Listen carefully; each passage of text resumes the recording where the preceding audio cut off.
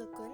Бүгін біз үй жағдайында осындай KFC, яғни чикен жасап үйренетін боламыз. Сіздерге осы чикен рецептісін ұсынатын боламын. Мына жанында тұрған бізде тартар соусы, бұның рецепті менің каналымда бар. Алдында айтып кеткенде осы бір тағамдармен, осындай чикен, тауық еттерімен, соуспен бірге берсеңіздер өте дәмді. Міндетті түрде жасап көріңіздер. Алдымен бізге осындай тауықтың аяқтары, яғни керек болады. Бұларды жақсылап тазалап жуып аламыз. Оны алып екіге бөлеміз. Мінекей ұшын кесіп тастасаңыздар болады. Мен бірақ ұшын кеспеймін. Оны да қалдырамын. Оны бөлек ыдысқа салып аламыз.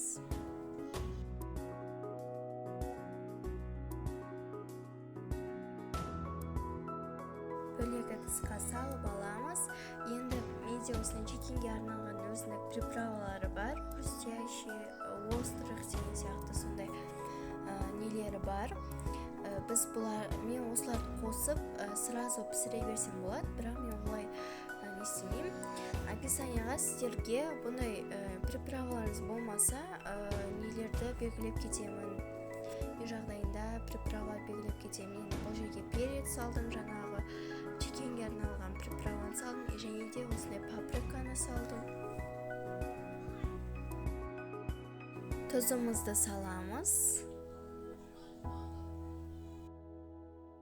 Барлық приправаларды салып болғаннан кейін мен сұйық май салдым да, енді барлығын жақсылап араластырдым.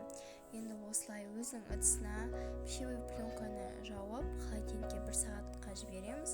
Жақсылап барлық нелеріне сіңуі керек. Холодильникте шығарған сонан жерде ұн және де өзінің чикенге арналған приправасы бар, соған аунатып, қызып тұрған майға қуырып аламыз.